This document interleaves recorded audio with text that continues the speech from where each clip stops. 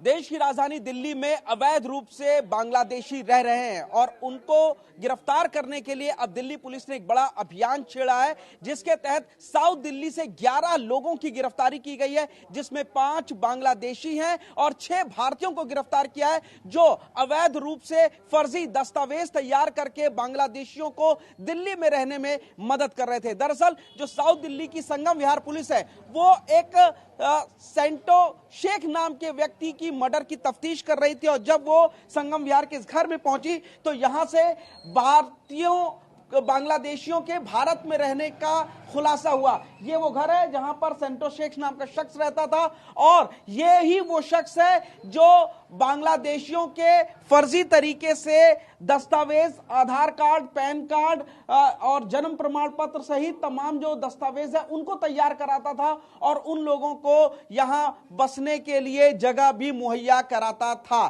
Police ने जब इस मामले की तफ्तीश की, मर्डर केस की सेंटो की, क्योंकि इसी कमरे के अंदर से सेंटो की लाश मिली थी, तो पुलिस ने 4 लोगों को गिरफ्तार किया जो सेंटो शेख के साथ रहते थे, जिनमें 2 महिलाएं हैं और ये सभी बांग्लादेश के रहने वाले थे, जिन्हें गलत तरीके से दिल्ली में फर्जी दस्तावेजों के जरिए रुकवाया गया था। सारा काम सेंटो ने किया था। एक बड़ा खुलासा हुआ है। दरअसल 6 और लोग हैं। जब पुलिस ने तफ्तीश की तो पता चला कि रोहिणी के रहने वाले कुछ लोग उन्होंने जो वहां पे फर्जी दस्तावेज बनाने वाले एक प्रिंटिंग प्रेस खोल रखी थी और महज 20 से 30 रुपए के अंदर ये फर्जी दस्तावेज तैयार किए जाते थे। सबसे पहले बांग्लादेश से जंगल के रास्ते ये जो बांग्लादेशी थे वो भारत में आते थे और उसके बाद ट्रेन या बस के जरिए वो लोग दिल्ली पहुंचते थे और दिल्ली पहुंचने का उनका खर्चा महज 15,000 रुपए तक आता था। इसके बाद ये लोग दिल्ली में अलग अलग एजेंट के जरिए फर्जी दस्तावेज बनाते थे।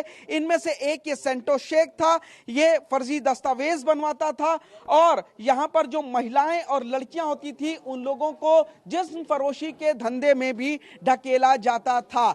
बड़ा खुलासा हुआ है कि किस तरीके से बांग्लादेश से जो लोग थे वो दिल्ली में आकर के बसते थे और यहां फर्जी दस्तावेज के जरिए अपने काम धंधे करते थे। कुछ लोग दुकान खोलते थे, कुछ ऑटो चलाते थे, कुछ लोग कूड़ा बीनने का और कूड़े का काम करते थे। कई जो बांग्लादेशियों के उन लोगों ने यहां पर स्कूलों में एडमिशन भी ले लिया था। दिल्ली पुलिस ने इस पूरे मामले में जो अवैध रूप से बांग्लादेशी रह रहे हैं उनमें 8 लोग साउथ ईस्ट दिल्ली से, 10 लोग आउटर दिल्ली से गिरफ्तार किए हैं, जबकि अब 11 लोगों की गिरफ्तारी साउथ जिला पुलिस से हुई है।